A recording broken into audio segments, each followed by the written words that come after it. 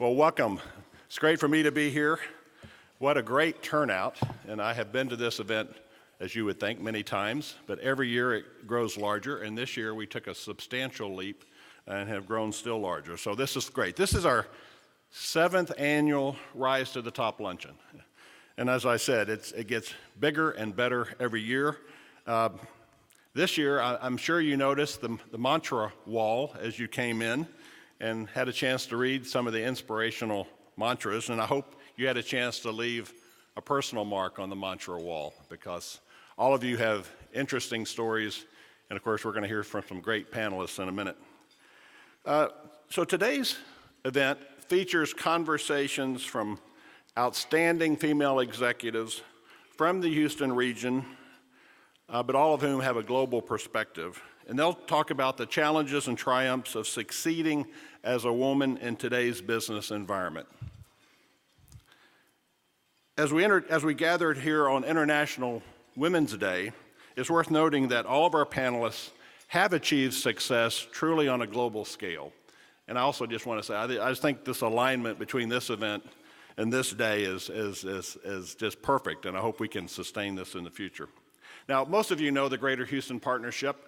We're the leading business organization for the Greater Houston region, the 11 county region as we refer to it. So our members are engaged in a variety of critical issues that affect the success of this region. And while we're involved with many issues, I would say a couple come immediately to mind. One of them is education, from cradle to career, as we say, but with an increased focus, frankly, on K through 12 public education in Houston. And I could probably take the hour away from the panel and say, let's talk about what's happening at HISD, but I won't. But there's reasons for us to be attentive to that situation. But we're also very much involved with flood resiliency. And my message there is, while it's been 6 months since the storm, it's important to realize that we're at that moment in the community when the differential between those of us who either were not greatly affected or who were able to get our lives back in order quickly, and those in the community who are still displaced have not been able to move back into their homes. We have over 3,000 families still living in hotels. This is that moment, I think, when to some extent that disparity is at its greatest. And I hope we all remain mindful of that as we think about this community and its needs. There are still many people in this community that are suffering greatly. Our focus at the partnership has been on securing the resiliency money from Washington that we need to build a better Houston so that we don't encounter these same events year after year as we've encountered them the last 3 years in a row. So our focus will be on helping transform this city to being a more resilient city. Now, as we all know, Houston's a global metropolitan city.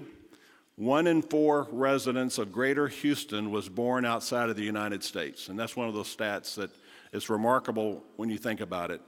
1 out of 4 Houstonians born outside of the United States. Therefore, we think it's very important that the programming of the partnership reflect that diversity. We try to do that wherever we can, diversity along many, many dimensions. And thinking about our programs that we offer at the partnership, we have programs for small business owners. We have programs for companies involved with exporting or who are considering exporting. We have a young professional and entrepreneur organization, HYPE, that many of you are familiar with. And of course, we have women in business. And so today we'll be talking a lot about not just women, but we'll also talk about the program itself in just a minute. So I hope all of you who are not engaged with the partnership will do so in the months ahead. Now, the Women's Business Alliance is designed to provide a whole range of professional development programs focused on empowering high-performing women to leverage career advancement opportunities. So if you're here today, this program is definitely for you, and I hope you'll get involved. Now, we have a fantastic program this afternoon featuring, as I said, some outstanding executives in the Houston region. Our panel of leaders come to us with diverse backgrounds, diverse influences, and personal stories about their own ascent. And so while their expertise and experiences are unique, they have one key attribute in common. They know what it takes to rise to the top. So before we take a break for lunch, and I know you're already eating, but let me recognize our sponsors here for a minute. And as we always say, without these sponsors, this event would not be possible. Our diamond sponsors are Comcast and the Audi International School. Our Emerald sponsors are Accenture, Texas A&M University, specifically the Mays Business School, Wells Fargo. Our Ruby sponsors are BP America, CenterPoint Energy, ExxonMobil Corporation. Our guest gift bag underwriter is PKF Texas. Our Business Expo and Networking Cafe underwriter, AIG. Our mantra wall, Baylor College of Medicine. And the supporting organizations are DNA Studios, Girl Scouts of San Jacinto, and Limb Design. So could we have a round of applause for all of our sponsors?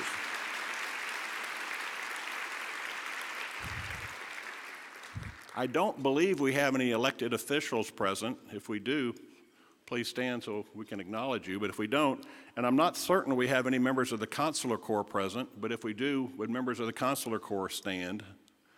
I don't see. Okay. I do want to acknowledge board members that are here, and I also want to acknowledge a couple of former board members. Carol Hess, VP Workstations Product Management and GTM at HP Inc. Carol, you must be there. Hello, Carol. Thank you. A recent addition to the board of the partnership, and Carol, we're thrilled to have you on the board. And I believe he told me he was running a few minutes late. He may have arrived. Hugh Thompson is EVP for ExxonMobil Production Company. I know he's coming, and I asked him to sit at the head table, and he said, Bob, I don't want to sit with you at the head table. I want to sit with the ExxonMobil folks at their table. So I'm pleased that Hugh is coming. And then in terms of former board members, Nilafar Malavi is here. Nilafar, thank you for being here with PwC. Former board member because Nilafar kept getting these promotions, and at some point she didn't fit the definition of a Houston executive anymore, so we had to let her go. Her scope increased beyond that. And Shauna Clarke, who will be on the panel, will be introduced. Shauna, former board member as well. Thank you. All right, so we're going to take a break for lunch. The program will resume in just a few minutes. Amy Lampe will come up here to kick off the program after lunch. She is chair of the partnership's Women's Business Alliance. She's the director of development for Theater Under the Stars, and Amy will introduce our panel and our moderator at that time. So again, thank you all for being here. I'm looking forward to a great program. Thanks.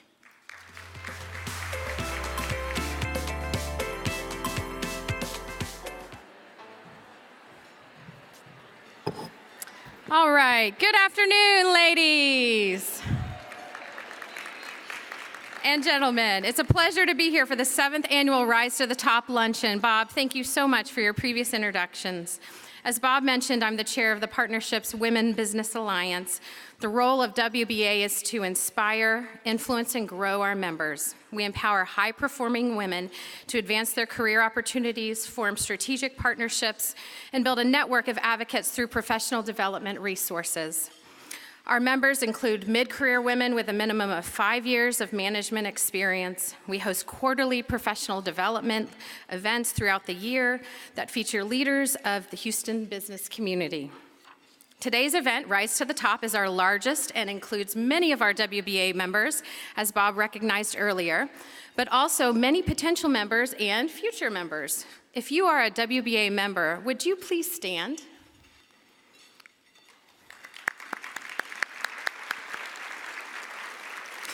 You see, there's a lot of potential in this audience to join. Rise to the Top focuses on empowering professional women in the Houston region. At our first event 7 years ago, we had 190 attendees. 3 years ago, it became a partnership's signature series event, and today, as we celebrate International Women's Day, we have an outstanding crowd of 560 attendees. This sets a record attendance for the event, and we'd like to grow and become the women's professional event of the year in Houston.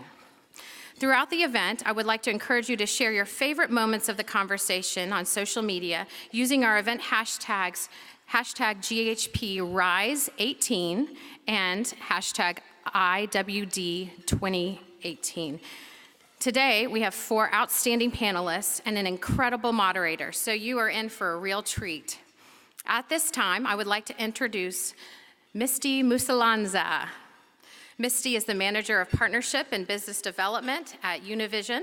Through Univision, Misty is a member of WBA and the co-chair of the partnership's business development program. Misty Musalanza is a proud product of Houston, Texas, born, raised, and educated in this dynamic and thriving city into a bicultural and bilingual home. Misty's role at Univision is twofold. It includes decreasing the disparities Latinos face within healthcare and education, while also representing the potential business opportunity this massive growth engine has on the local economy. She does this by providing research-driven and data-based narratives, by building partnerships that inform and empower the community, while also creating an excellent environment for brands to engage with Univision's audience. Misty, we're so pleased to have you as our moderator today. Welcome. And I'd like to take a moment to thank each of you for joining us today. I was looking forward to this event for many, many months now, and I was already pulling from the invigorating female energy that was going to be in the room, and I'm telling you, this is incredible to have so many women and our brave men joining us here to celebrate each other.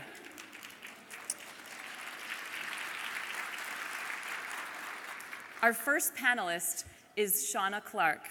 As a member of Norton Rose Fulbright's Global Executive Committee, Shauna is responsible for setting and implementing the strategic vision of one of the largest global law firms in the world. In addition, she's a member of the U.S. Management Committee and head of the Employment and Labor Department in the United States. She has presented speeches and conducted seminars for the American Bar Association, the United Way Nonprofit Law Seminar, the Houston Human Resource Management Association, the Texas Bar Continuing Legal Education, the Texas Society for Healthcare Human Resources Administration, and the Greater Houston Society of Healthcare Risk Management. Her mantra is "Bloom where you are planted." Welcome, Shauna Clarke.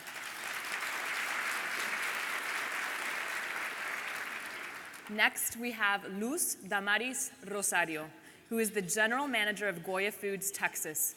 Luz's global responsibilities begin here in Texas, only a few miles away, but extend to the tables of every person and every family who chooses a Goya product. Raise your hands if you've chosen a Goya product. Thank you.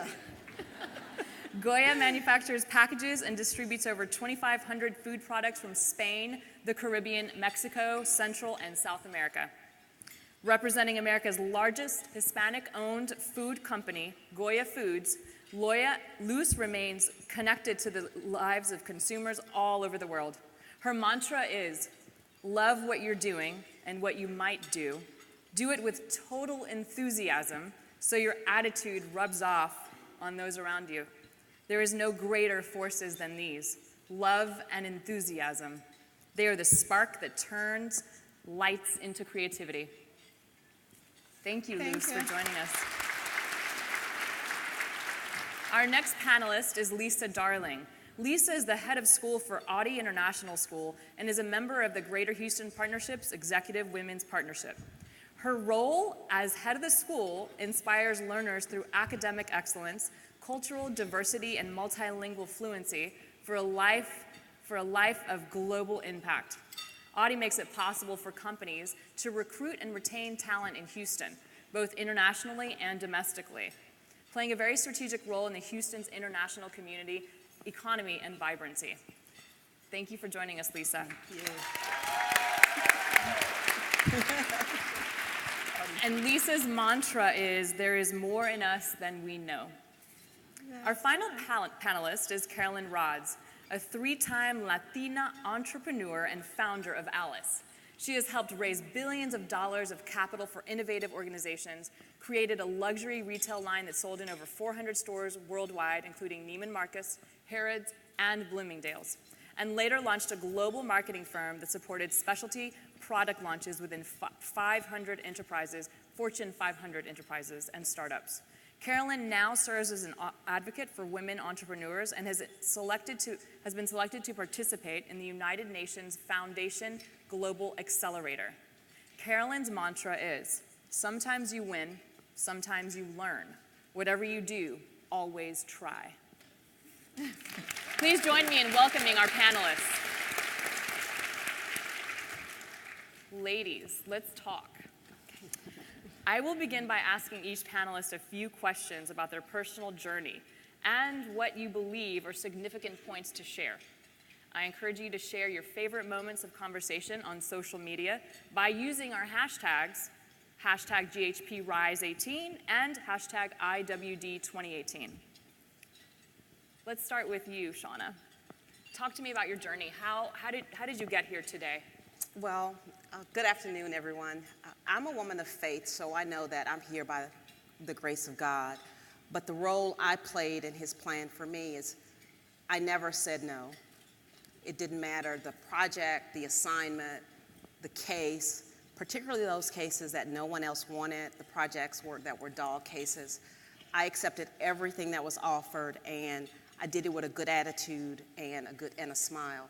And I'll tell you what I've learned as I look back over my career. It was those projects that no one else wanted, the cases that everyone thought you'd get a tattoo, and for the trial lawyers here, that's taking a verdict that's over $1 million. But those cases that you thought couldn't be won, the projects that would keep you up at night, I took those, and those were the cases, the projects that actually I learned the most, and it gave me, provided the most visibility. And the other thing, I know how to keep secrets, and that's very important in what I do. I counsel and advise not just our global executive committee, but our management committee, but my partners and associates. And early on in my career, I created a reputation of being able to keep secrets, and that allowed me to become the confidant of many influential people, not just in the law firm, but that's what I do for clients. And so never saying no and knowing how to keep a secret, of course, with the grace of God, is why I'm here today. I love that, and I love that she wrapped it up for us. Those are 3 takeaways that we can actually note and remember as we walk away today. Thank you for sharing that, Shauna. I started with Goya Foods 33 years ago as a formulation chemist. And it happens after coming across a job ads in the newspaper locally in Puerto Rico. And the ad read formulation chemist. By that time, I had no idea what the formulation entailed, but I knew very well the universal language of chemistry, having just graduated from the University of Puerto Rico as a chemist. So I accepted the job, and in a short period, I was promoted to a laboratory manager, and then 3 years after, I became the quality control director. And being part of the management staff, I saw the need to improve my managerial skills, so I pursued my MBA, and that provided me tools to participate in other activities beyond the scientific role that I used to have. And 28 years later, I've been approached to come to Texas to oversee the operation of manufacturing here, and I accepted very proudly. So it is not very common to have a woman as a head of a manufacturing plant, and Lee is a Latina. But I can tell you that it's about the hard work and dedication what brought me here. And I feel so happy when Bob talked about diversity in Houston, because it what really gave me the courage to be here sharing my story, because I am not English native speaker. So I've always loved learning, and I think that's so terribly important for whatever our fields and endeavors are.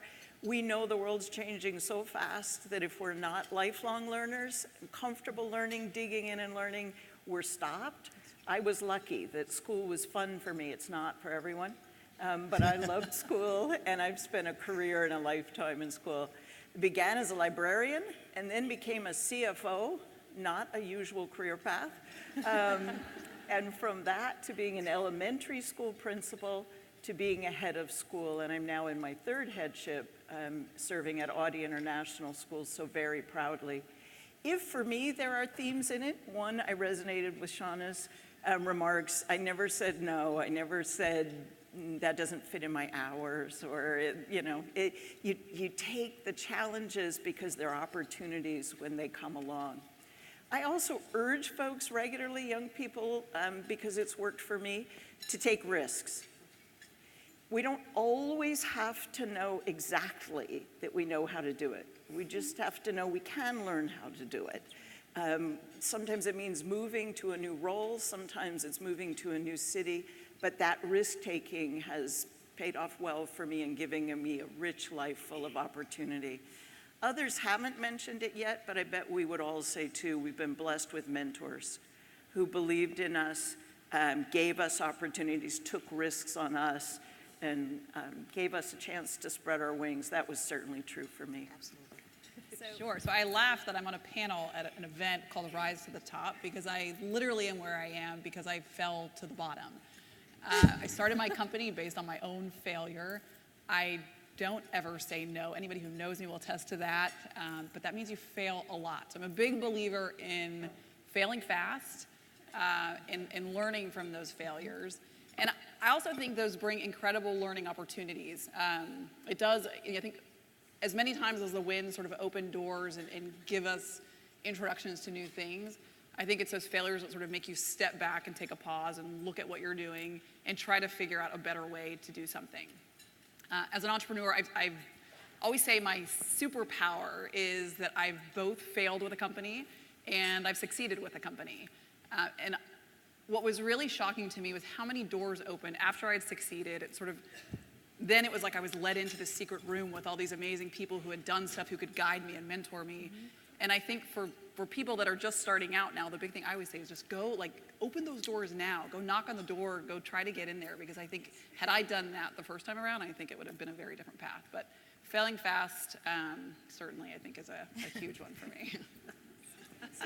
Thank you for sharing. Want to move into our next question here. Companies are beginning to celebrate diversity in the workplace and champion female leadership like never before.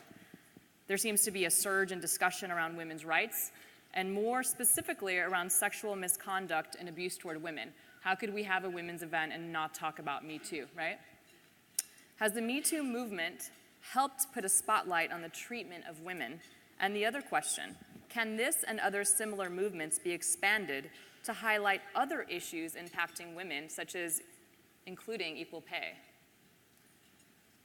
I'll jump in on this one. This is an area that I spend a lot of time. I work with primarily women entrepreneurs, over 40,000 across 6 continents.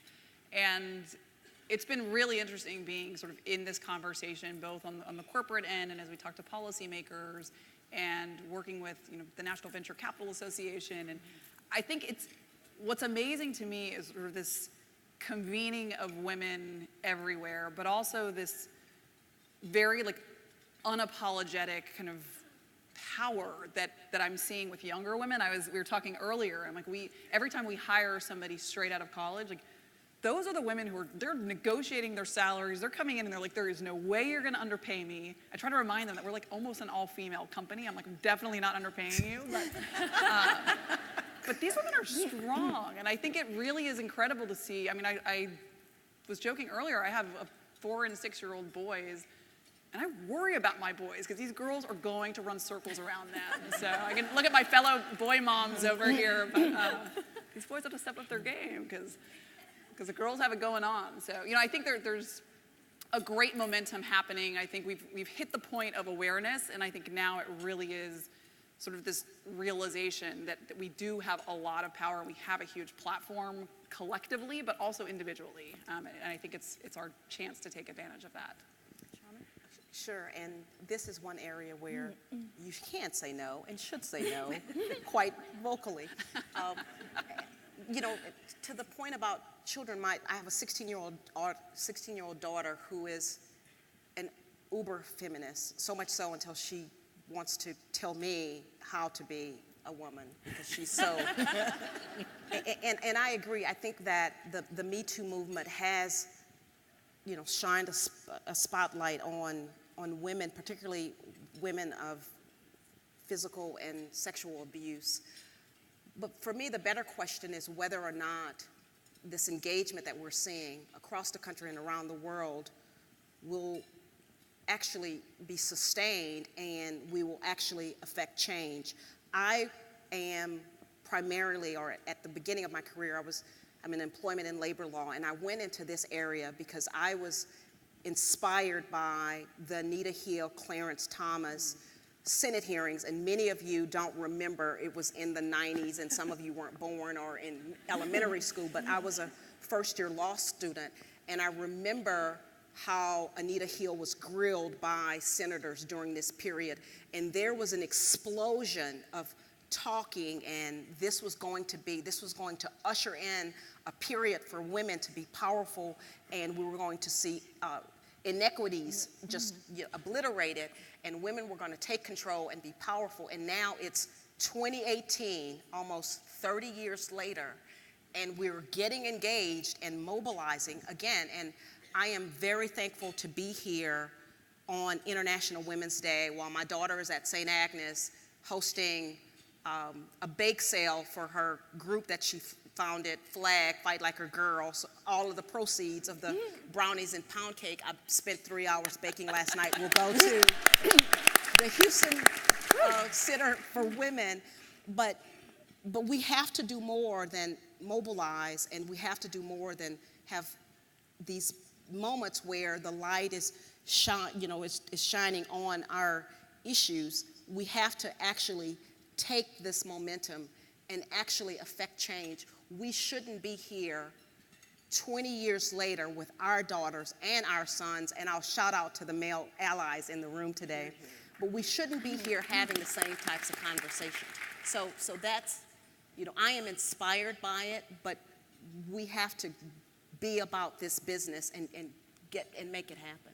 Hear, hear. And I think, Shauna, too, we're going to have to, as women, work together in response to this to advance the good things, the busting glass ceilings and working for equal pay and all of those important issues. But I think we're also going to have to be mindful of backlash. Absolutely. Today, the gentleman who very professionally, appropriately mic'd us walked up to us all like this. And he was humorous, but at the same time, we have to make sure, I think, as women and as professionals, that we're giving safe space for people to work together, not to avoid working with us. Yes. And I think that leads into the question that Missy will ask later about how do we invite and encourage male participation and engagement in this dialogue. Otherwise, we have an isolated tunnel that we're having a conversation in, right? Absolutely. Yes, and we can forget through history for over 100 years, the rise that we are enjoying today has been as a result of movements like this. So we have to feel committed to give continuity to this kind of movements, basically to defend our rights and to provide a legacy for the next generations, and in honor to the memory of our ancestors, warriors that fight for us having this rights that we enjoy today. I echo your sentiments completely. That's beautifully said. And one thing that I'd like to comment on what Lisa Darling said, she said, we've got to do this together. And I think if there's one thing that I'd love for everyone to leave here today with is that if we are not each other's greatest allies and champions, empowering one another every day in the workplace, in the neighborhoods, in our schools, no one else will. So I leave you with that. We must be each other's greatest allies. I think it's, simple at the end of the day. It's mutual respect, right? And the more that we start to both give and demand that, I feel like we'll all be a lot better off. Absolutely. I love it. All right, let's talk about the B word. The definition of bossy is fond of giving people... You guys didn't know where I was going with that, did you? So many words there that could be right. Fond of giving people orders, domineering, overly authoritative. The definition of assertive is boldly self-assured without being aggressive. The Ban Bossy campaign in 2014 revealed that being labeled as bossy can be very discouraging for young girls growing up to be future leaders. And I'd like to add a little tidbit to this, and we mentioned it earlier. I was speaking with someone in leadership at one of my past positions, and he was saying, "You're just so aggressive. Can you just fall in line? Your passion, it's just too much." And I just looked at him, and I think at that time in my life, in my career, I was so tired of people saying this to me. Dim your light because it's shining too brightly for me. And a couple things, buy some shades, right? Because I'm just not gonna dim the light anymore. And B, that's not mine, I got that from a Facebook video that some of you saw on my Facebook page. But the other thing is that I asked him, would we be having this conversation if I was a man? You should have seen the look on his face. It was like, conversation was done, we moved on. So I wanna open that up to you all. Misty and I had this conversation a little bit at lunch today. I had a similar experience early in a leadership role. I thought if I was clear and direct and assertive in communication, that was what was being a leader. And what I learned is that women were not permitted to do that in the same way, at least in the cultural context I was in. But I came to a pretty happy place with that, meaning I didn't have to sell out who I was or what I believed in or what I was working for, but instead I could be fully authentically me. I could express emotion that male counterparts I think couldn't. I think some of the early style I used was very male and it didn't fit. And so when I was able to be authentically me, equally clear about where my institution was going or where I was leading a group of people, that was more accepted. And I think it's part of cultural competence. I think it's part of learning how to read and work with a diversity of audiences.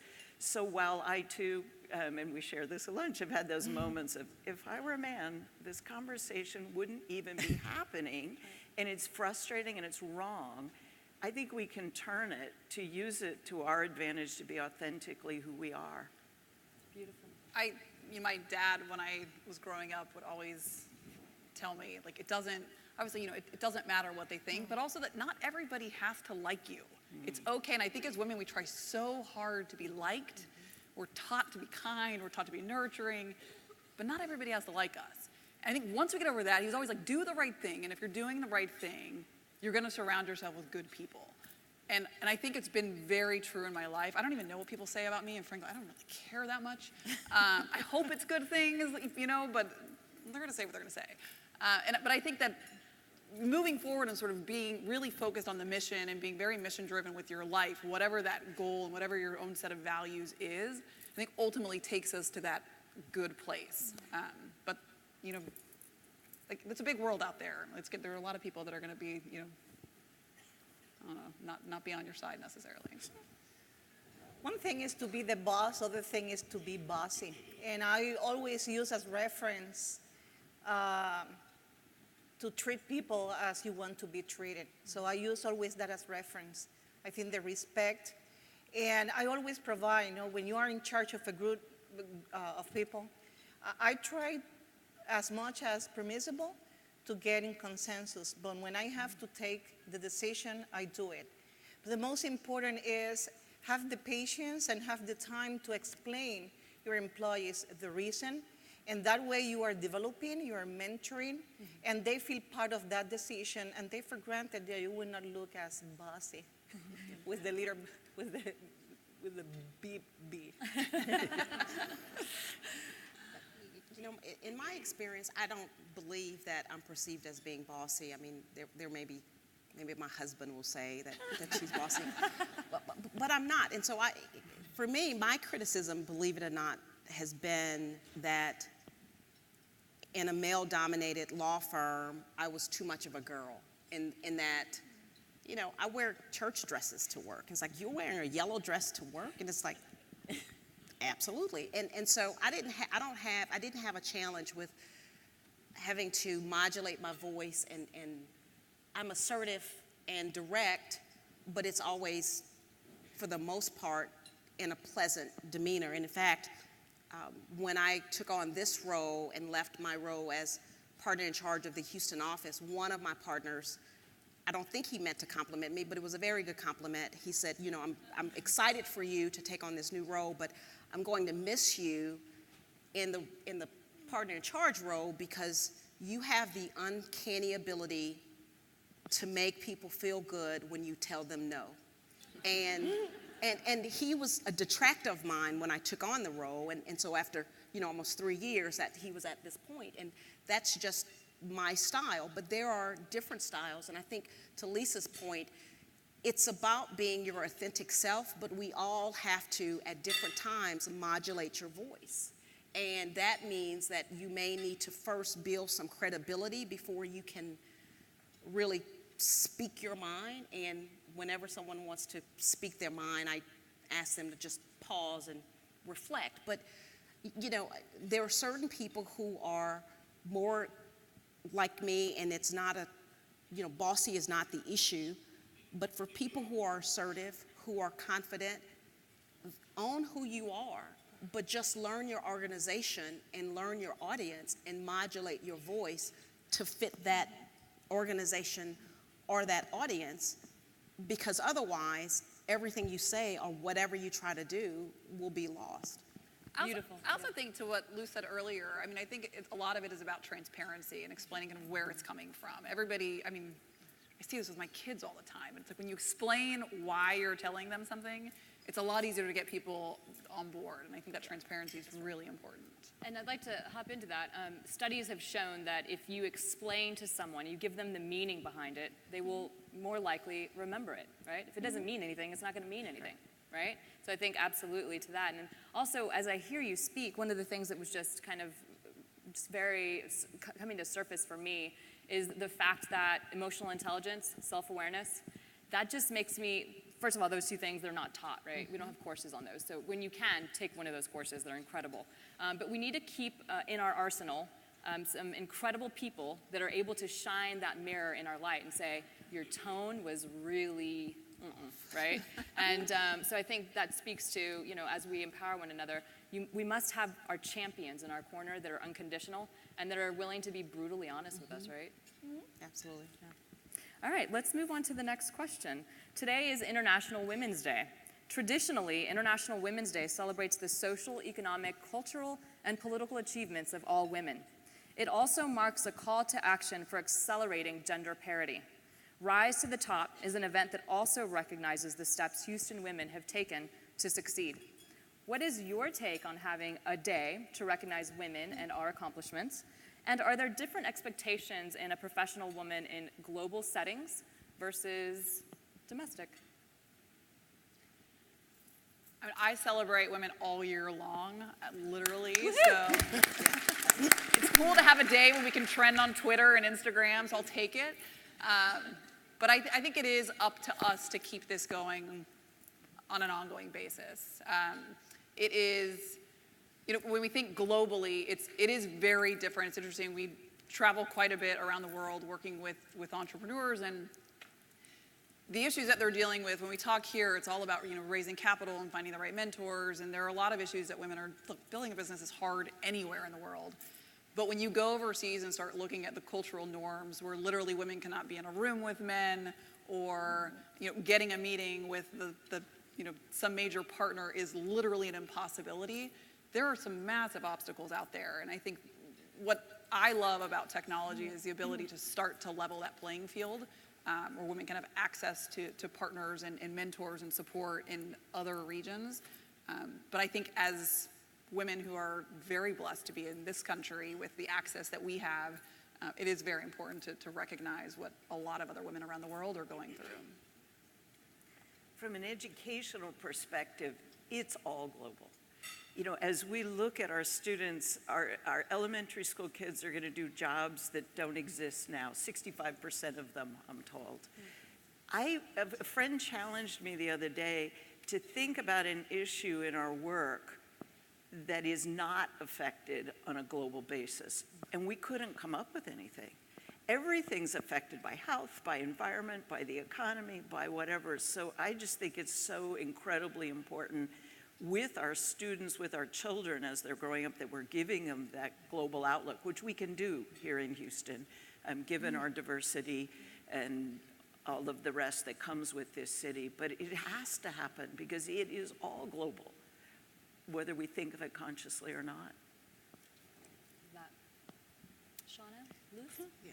Well, I think of International Women's Day the way I think of Mother's Day. Every single day is Mother's Day, and every single day should be International Women's Day. Just like there's no Black History Month, it's Black History forever. So,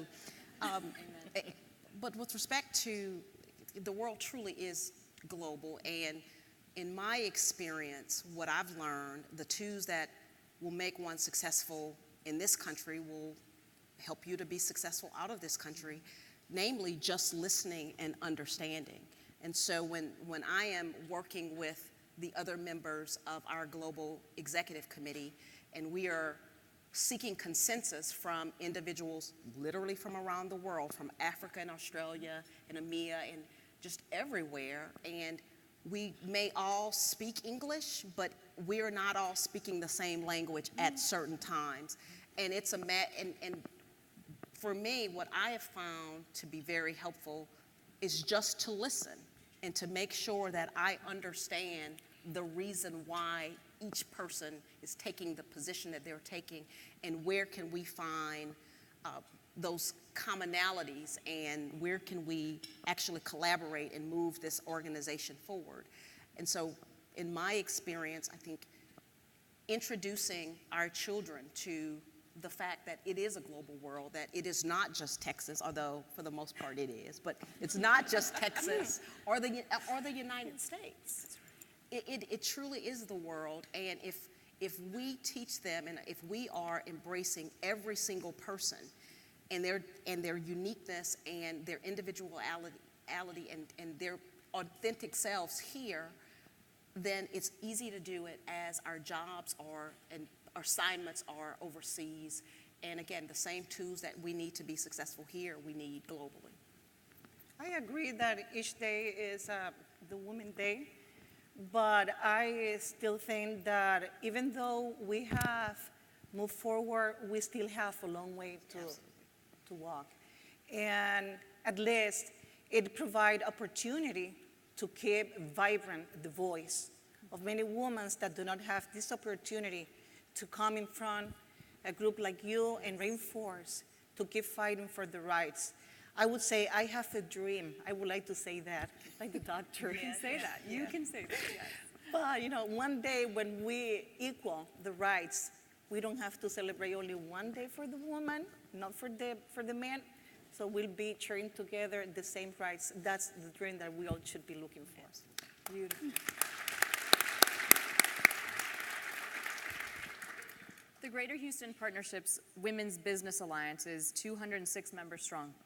Our role is to inspire, develop, and grow.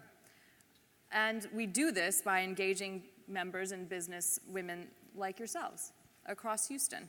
Where do you get your inspiration, and how do you continue to develop and grow professionally? What tools do you use to develop? Now I start. I always the last one. My inspiration was my mother. My mother grew as an orphan girl. She did not have the opportunity to attend school, and she always encouraged us, me and my sisters, to go for our dreams and to achieve what she was not able to. And like this lady said, I born for the school. I always respect my classes, and I bet on my studies to my way to reach my path in the world. Having this opportunity, as I said before, being a head of a manufacturing facility here in Texas, in the United States, as a Latina, for me has been a great achievement. I always think in honor to my mother, who inspired me to reach that level.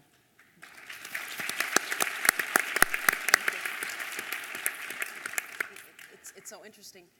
Maybe our mothers were sisters in a different life, but you just never know. But I agree wholeheartedly that my mom inspired me to just understand that I could truly be notwithstanding poverty, notwithstanding the fact that she was a single mom, I could be whomever I wanted to be. And you know, a small town girl in Louisiana in the 70s, you know, that was heady stuff. And she continues to inspire me, the things she did, her wisdom. And today, though, when I surround myself, I have 4 kids, and I look at my daughters and the young women who work with me shoulder to shoulder every day, and I look at them and I think, you know, you have everything at your fingertips. Right. The world truly is your oyster. And I look at them and I'm so inspired that at the opportunity that they have to be so much greater than all of us. And it's such a pleasure to go to work every day knowing that I'm surrounded by a team of young women and young men who are just phenomenal, and they support me and I support them, and it's almost a family away from home. In fact, sometimes, depending on what's happening at home, I race to the office to my home away from home. Yeah, I am so inspired every day. I really think I have the coolest job in the world. And these women might argue with me, but I really think I have the coolest job in the world.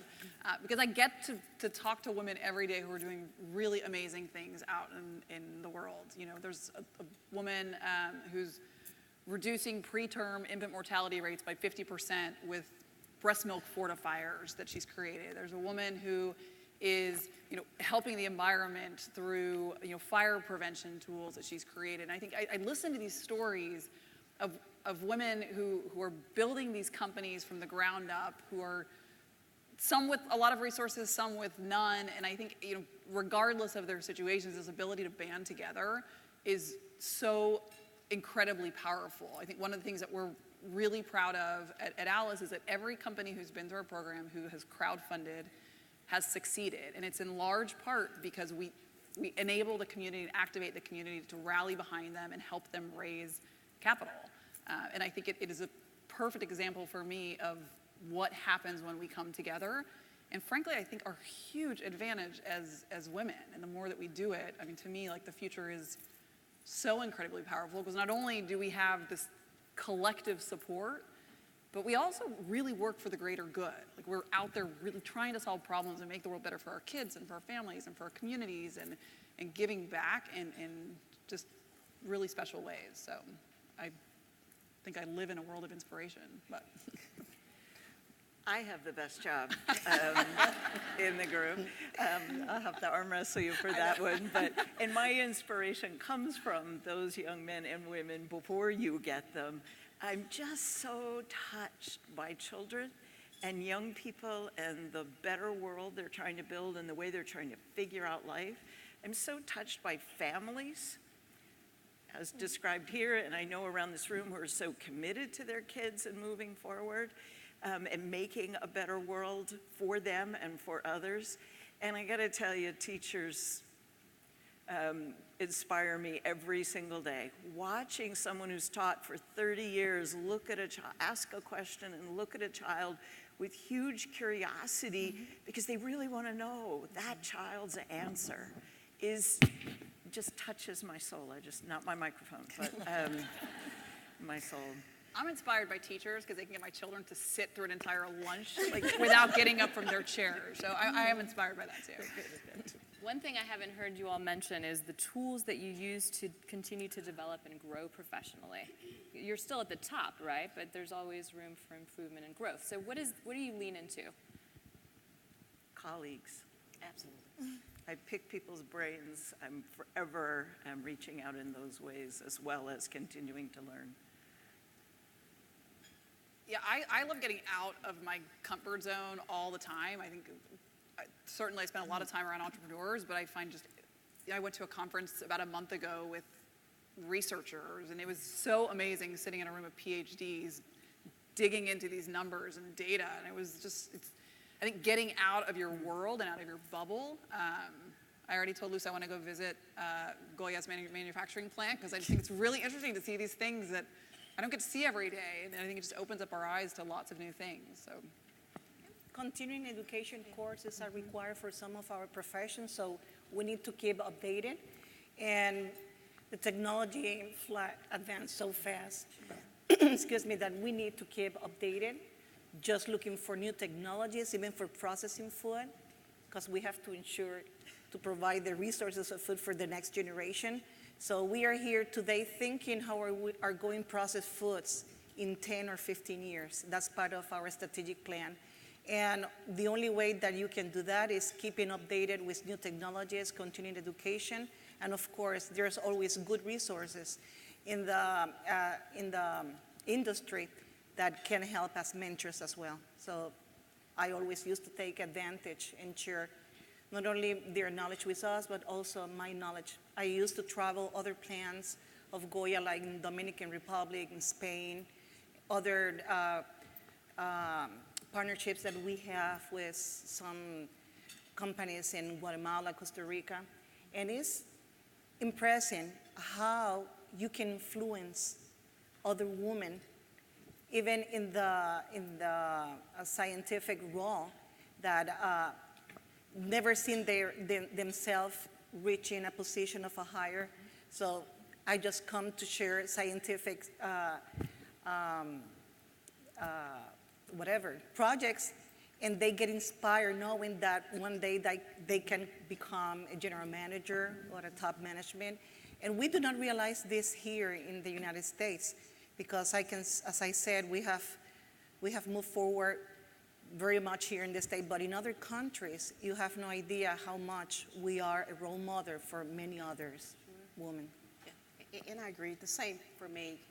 In addition to continuing education at Norton Rose Fulbright, I have I'm fortunate enough to work with, very sophisticated clients across different industries, technology, healthcare, education, you name it, we do it, and just working with them, partnering with them, hearing the changes and the innovations that are occurring in their industries keeps me on my game. And again, I'm surrounded by a team that keeps me challenged. So I'm going to interject here and talk about my inspiration as well.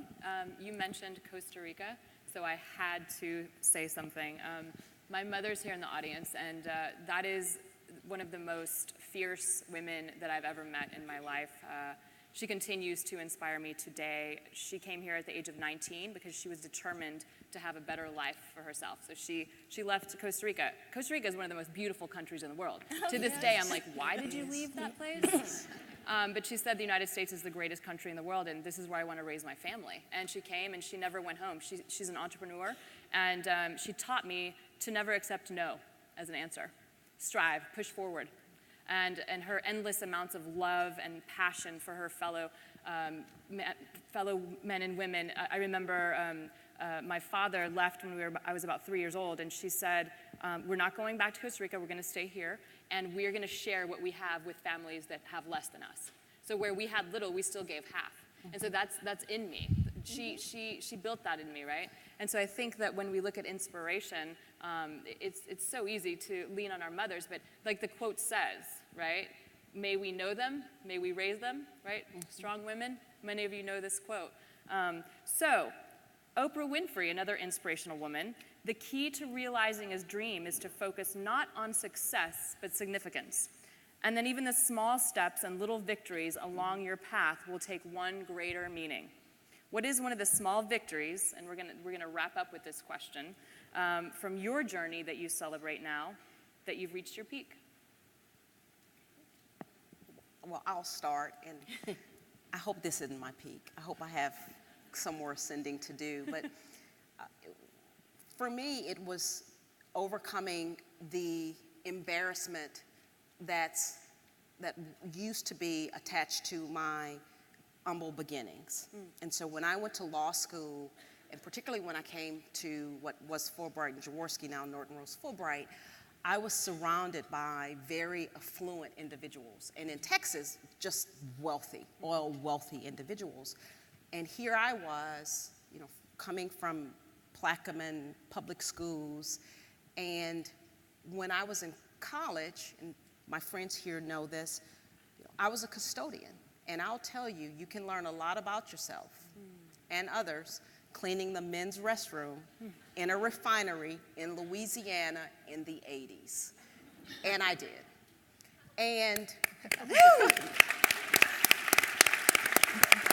but with that, so I felt for a variety of reasons, young, African-American woman, poor, that I didn't fit in. And so when people would talk about their backgrounds and what their parents did and grandparents and great-grandparents, you know, I really didn't have much to say. But some 30 years since the time I cleaned toilets in Louisiana, I had a friend tell me that, Shauna, you went from the bathroom to the boardroom. And I was like, you know, I'm going to take that. And I did. I went from hashtag bathroom to boardroom. And I did. And with wisdom and time and experience, you learn that people are people. And some of the best lessons I learned during those times when I felt marginalized. And now there is not, much to their chagrin, a cleaning person whose name I do not know, and sometimes I think they say, Shauna, let me get back to work, because I remember being ignored. I know what it's like to be ignored. I know what it's like to not be seen, to be a piece of furniture, and I've used those experiences to mother my children, to mentor people, to advise clients, to be friends with other women. And so now that victory over, and actually it was just a victory over pride, frankly, when you get down to it, but that victory over pride and appreciating my entire self from bathroom to boardroom, I am no better today than I was then. Took some time for me to appreciate that, but I did, and I'm glad I did. Wow. Unless one of you has something much more pressing to say after that, I would like to conclude today. And Amy's going to come up here and do the closing remarks. I would like to stand together in honor of all of the women and all of our brave men that support us, our allies. And I'd like to stand in honor of the people that don't have the resources and the technology and the access to education and health that we do in this room. If we could just stand and just send our love and energy to them.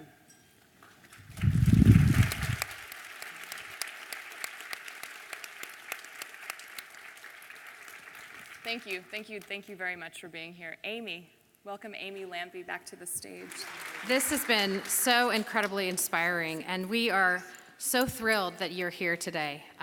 And I want to encourage every one of you to join WBA. We have, at our networking cafe, we have individuals there that are there to help. You can sign up with forms outside. As you know, this is an incredible organization, and as long as your organization, your company is a member of GHP, you can join WBA for free. So with that, please take your gift bag, sponsored by PKF. You'll have a little treat in there from the Girl Scouts. So let us empower these young ladies and think about these young ladies as we eat our treats and of becoming the future leaders of America. And I thank you so much for being here. Let's give another round of applause for our panelists.